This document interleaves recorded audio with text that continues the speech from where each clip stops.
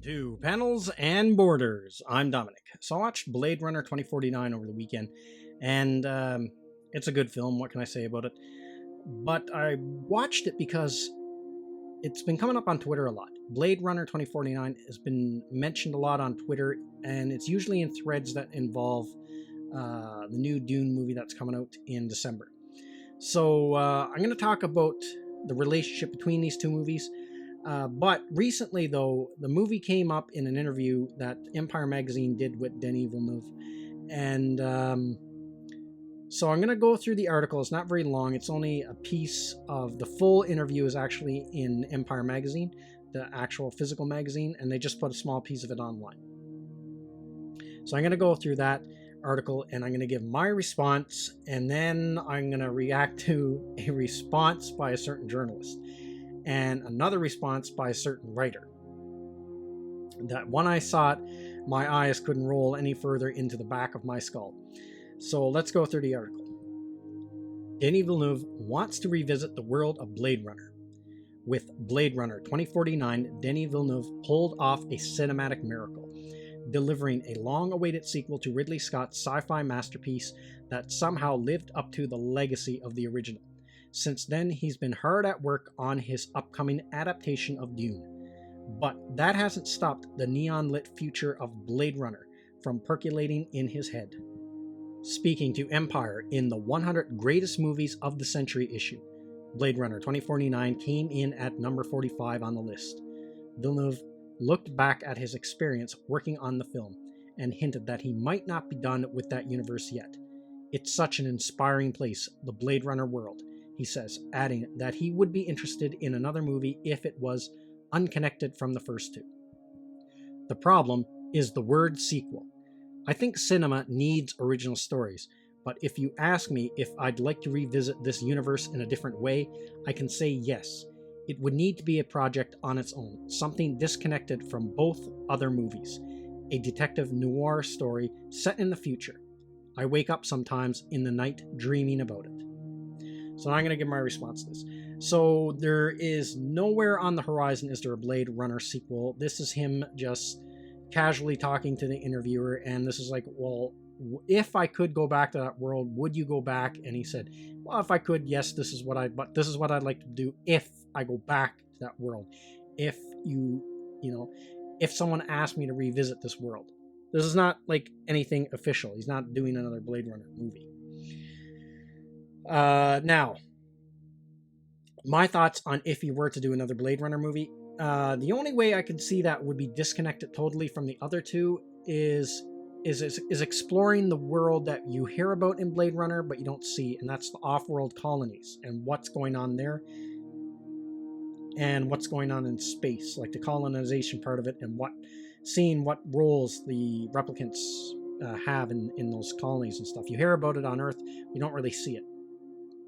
So that's the only other place I think they could go if they were to make another one. But I'm perfectly fine with the two Blade Runner movies we got. I'm perfectly fine with the original one from '82 and the sequel.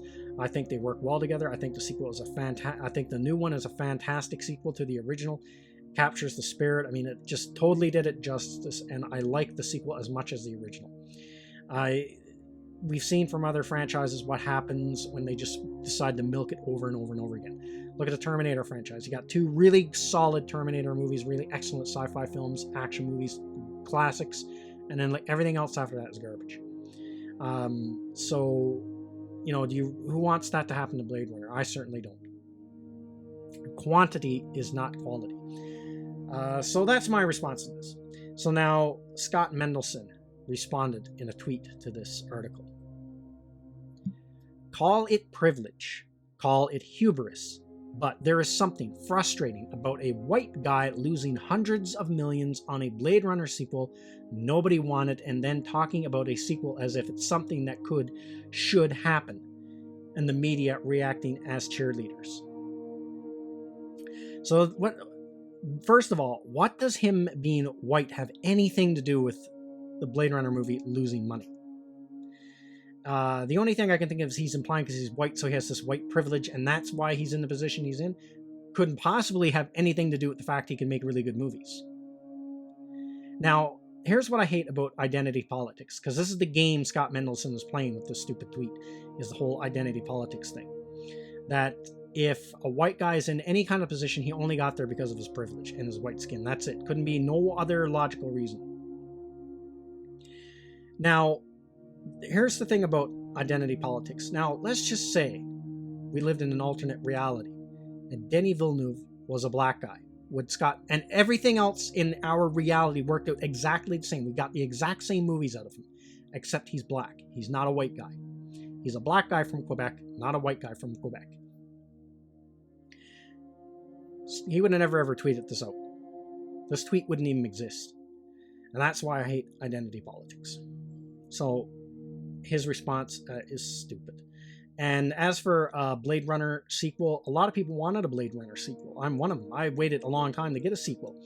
And I remember there was talk Ridley Scott was going to do one, and he never did. But so there was that tweet that just turned my guts. And then there was another one right after from Ashley Lynch. Now, she's a writer. And I always see her taking these, hot takes on Twitter all the time, stirring the pot and all that kind of stuff. And so anyway, she tweeted this out. Female director makes a movie that is successful but doesn't break records. I don't know if we can risk hiring her again, fellas.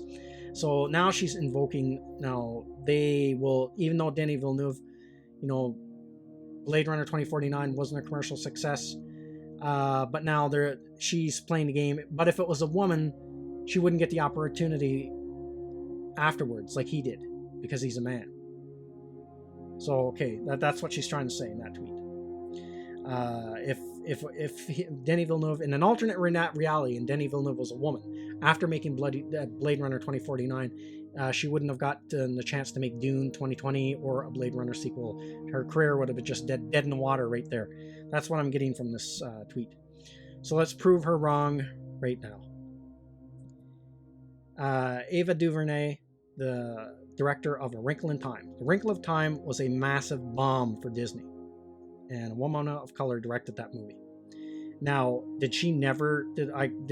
now, if her logic is correct, she should have never worked again in Hollywood. No studio in her right mind would have ever approached her. Disney's staggering loss on fantasy bomb, A Wrinkle in Time. Bombed big time. DC's New Gods director may use fan casting wishes. The director of DC's New Gods film, Ava DuVernay. Well, look at that. She made a bomb, and the next move, what happened after she made that bomb? Warner Brothers handed her the New Gods. She gets to make a DC big budget movie. Now, the New Gods, there's no way that's going to have a small budget. That's going to be big, because that deals with Darkseid and all those guys. So, obviously, even if you're a woman, you can make a bomb. Even if you're a woman of color, you can make a bomb and have a studio lose millions of dollars on your movie. That doesn't mean you're never going to direct a movie again. Turn right around and Warner Brothers will give you another movie. So, see, this is why I can't stand identity politics. It has when you put it up against reality, it never really stands up to scrutiny. So those were the two garbage responses to that article. So now I'm going to go into now these tweets that I'm going to go through, I'm not going to give away the handles or identities of people because they're not famous or anything, but Scott Mendelson and this girl, they're always on Twitter geeking off, and so they're public figures, so it's different. But so here's just some of the other tweets, and there's one thing that keeps popping up that I'm going to talk about. I unfortunately expected to bomb at the box office, even with amazing reviews. Dune just isn't broadly appealing, and even if Denis tries to insert more action, and I know he respects the book too much to do that, the complaints will outweigh any appeal. So when I see these kind of tweets, I kind of notice that people will always compare it to the 84 film, because the 84 film bombed, so by logic this one will bomb because Dune has never been made into Dune has never been successfully translated from book to screen. And I've seen that kind of come up a lot, that people have doubts because of the 84 film and because of Blade Runner 2049. But here's the thing a lot of people forget, because people always go back to that 84 Lynch movie. And while Dune flopped once, it's probably going to flop again because it's never been successfully transferred from book to screen. But it has been. It has been successfully transferred from book to screen, and people forget about that. And that was the 2000 miniseries. The 2000 miniseries was a hit for the Sci-Fi Channel, and a big one. It was one of the most popular miniseries they had for a long time back in the day. It was like very popular. And then so was its sequel. Children of Dune was extremely popular too. So it can be done. It has been done. And where the 84 film was a flop, that miniseries was not a flop. That was a big hit. So it can be done. And here it is, of course, another Blade Runner 2049. Now, I see this all the time, that for some reason, people think because Blade Runner 2049 didn't succeed in theaters, Dune won't. Just wait for the inevitable disappointment at the next Dune attempt to set in.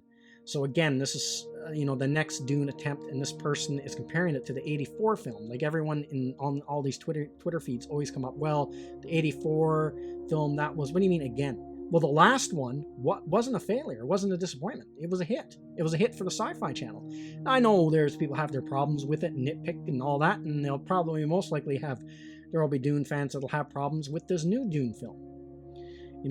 I have problems with the miniseries. My main problems is just basically how the costumes look and some of the designs and maybe some of the casting, but I overall like the miniseries a lot. I've watched it a few times and was totally into it when it came out. People think that Dune is going to be the next Star Wars or Lord of the Rings are in for a disappointment. It's just not that kind of story. Elements, yes, but it is much more languid and philosophical. So it's easy to say that now. It's easy to say it now. Oh, well, there's no way it could be the next Lord of the Rings. Lord of the Rings and Star Wars. See, we take it for granted because Star Wars has been out for so many years. But that originally, Star Wars was a big risk and nobody wanted to take a chance on that movie. When it originally, before it came out, no one could have ever guessed that was a lot of studios just turned away and said, no, we're not taking a chance on this, spend all this money on this movie that no one's going to come and see. They thought it was crazy. And I guarantee you people probably thought the same thing of Lord of the Rings. Peter Jackson probably shot that script around and that idea all over the place until finally someone at, I think it was New Line Cinemas, bit on the idea. And there was probably a lot of doubt, probably a lot of people that we're saying the same thing about that when they heard about Lord of the Rings. Is that, how can you do that book justice? How this is never going to be a big hit. If people think this is going to be the next Star Wars, they're going to be sadly mistaken, all that kind of thing. Well, I mean, it's easy to say that now because it's the trilogy has been out for so many years, and it was a huge hit. It was extremely popular. So, yes, Dune could easily be the next Lord of the Rings. Easily. I think it has the potential to be there. Now, will it? I don't know. I can't say that with any kind of certainty, but we'll find out in December. Here's another one from Scott Mendelson. I'm going to end off on him. My father read every Dune book when I was a kid, yet even he has no interest in a new Dune movie. Proceed with caution. Well, we might as well just give it up, guys, because Scott Mendelson's dad, he doesn't like it, so maybe that means it's going to be garbage. So, I mean, I'm out. I'm not going to go see it now because of this tweet. I mean, this is stupid. Like, who cares what your dad thinks? Scott, like, who cares if he's read every book, and he's not excited about a Dune movie? I don't know. Maybe he just prefers it in its original form. Like, who knows? Even if this tweet is even true. So that is the doubters of Dune. I don't want to say haters because that word gets used so much. It annoys me. These are the doubters of Dune. People who think Dune is not going to make it. So now let's get back to this Blade Runner and Dune comparison. So everyone thinks that because Blade Runner 2049 wasn't a commercial hit, that Dune 2020 is going to be a flop.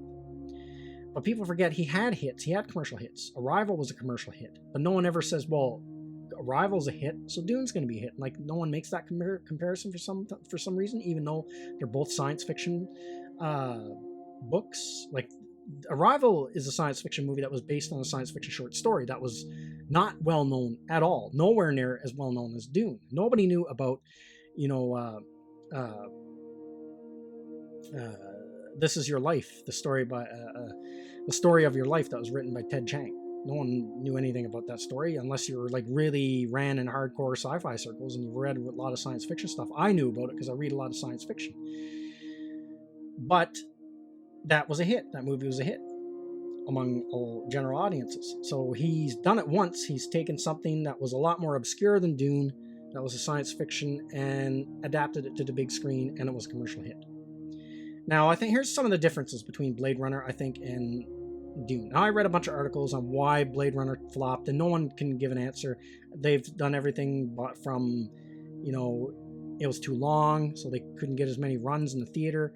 It had too much competition from other R-rated movies, because Blade Runner 2049 was an R-rated movie. Now, some of the things they brought up, could have some weight behind it. One thing they brought up, that Ryan Gosling doesn't have that star power. He's a good actor, but he doesn't have that star power draw. So that's one thing I was thinking about, is the difference between the two movies, I think, right off the bat, is casting. Like, even though I love Blade Runner 2049, just the commercial box office draw of the cast, I don't think was there like it is for Dune. Ryan Gosling is, yes, a good actor, but he's not like that huge draw. And Harrison Ford anymore isn't that huge draw. I mean, he was a huge draw because if you put him in Star Wars, or Indiana Jones maybe, but you take that out of it now, he's past his prime as far as acting goes, you know what I mean, for being a leading man and stuff like that. So he's not the huge draw anymore that he used to be. Like, not like he was back in the day. So there's that. Now let's look at the cast of Dune. You got Jason Momoa, who's hot off the heels of Aquaman, that made $1 billion. You got Zendaya, who is hugely popular now because of the MCU movies, the Spider-Man films. So she's going to bring in the MCU people. You've got Dave Bautista, same thing, really popular because he was in the MCU, in the Guardians of the Galaxy movies, and he was in, the Infinity War, and the last one that came out. Name escapes me now, but you got him. You got James Brolin. You got him to play. He was Thanos. He's going to be in this. James or Josh, I forget now. He's going to be, Thanos is going to be in this movie as Gurney Halleck. You got that, another big name. That's the name is attached to like $1 billion movies. Timothée Chalamet, who is a huge star, who's like climbing, skyrocketing star, who had 2 really good movies under his belt. 3 actually, that I've seen so far. That movie Call Me By Your Name was really popular. I haven't seen that one yet, but that was really popular. Beautiful Boy was a big hit for him. That was a good movie. The King that came out for Netflix was, well received. So he's got like star power. He's got some star power behind him. Plus the director is got a big name for all the movies he's done. And so you've got this huge cast. Stellan Skarsgård, who just was in that Chernobyl TV show that was really popular. You got a really popular cast in this with a lot of star power, and that's got to help. Where you didn't have that, I don't think, with Blade Runner 2049. Also, there's not going to be a lot of Disney movies this year. Like, the slate for movies is going to be more open because Disney had a lot of movies last year, so it's going to be more scarce as far as Disney movies goes this year. So everything's not going to be all plugged up with Disney movies. So I think it's the right time for Dune to come out in December, because I don't think there's going to be a lot of, it's not going to be going head to head with like an MCU movie or a Star Wars movie or anything like that. So I think that's going to help it a lot. And the other thing, the source material. I think Dune is a lot more popular than as a book than Do Androids Dream of Electric Sheep, which the original Blade Runner was based on. And the sequel is based on the same source material. And here's the other thing. Blade Runner didn't do well in the theater, but it is snowballing in popularity even still. I mean, a movie's life just doesn't die off once it's out of theaters. It keeps going in Blu-ray sales. There's still going to be word of mouth going. So there's probably a lot of people who never saw Blade Runner in the theater have probably seen it now since it's been on Netflix, and seen it through Blu-ray rentals, and probably when they bought it on Blu-ray. So that movie is getting a big cult following. And I think that movie is going to show people, a lot of people, that this guy can do sci-fi, and it's going to make them want to see Dune. All the people who missed it on Blade Runner. And he's had hits before that. So I don't really see why people are why they're so worried. One's got nothing to do with the other. I mean, directors have movies that don't do well sometimes. Ridley Scott had movies that didn't do well, but he still had movies that were big hits after. So it's a weird thing that I'm seeing on Twitter. A lot of people got a lot of doubt in Denis Villeneuve. And as far as I'm concerned, I want the movie to do well. I think it's going to do well. And doesn't have to make like earth-shattering records, like billions and billions of dollars. For me, no. It just has to be successful enough for me to get the whole story. So they can do the other half of the book. That's if I can get just one really good on-screen adaptation of Frank Herbert's Dune on a big budget scale, I'll be happy. Anything else after that will be gravy. If it does make billions of dollars and we get the next one, that one makes billions of dollars, and then we get after that they want to do all the other books as big blockbuster movies, then that's gravy. But if we don't get any of those, we just get two halves of this one story, I'm happy. That's good enough for me. I don't need a billion sequels and spin-offs and all that. We're already getting a spin-off with the TV show, The Sisterhood of Dune. But even if we weren't getting that, we're just getting this one movie that was really well done, really well made, or these two movies, I guess, because there's going to be two films. We get these two films that tell one story across 4 hours or 5 hours or whatever, and they're really well made. That's good enough for me. I don't need anything else, because I'd rather have, a really good Dune adaptation on screen than a mediocre, crappy one and a bunch of crappy spin-offs like what they did with Terminator and Star Wars and all that kind of stuff. So that's everything I got to say in this video. Let me know what you think in the comments section, and I will see you at the next one. Thank you to all of my subscribers, and thank you for watching this video. And if you're new to the channel, like, subscribe, and share. And don't forget to hit the bell icon for notification when new videos are uploaded.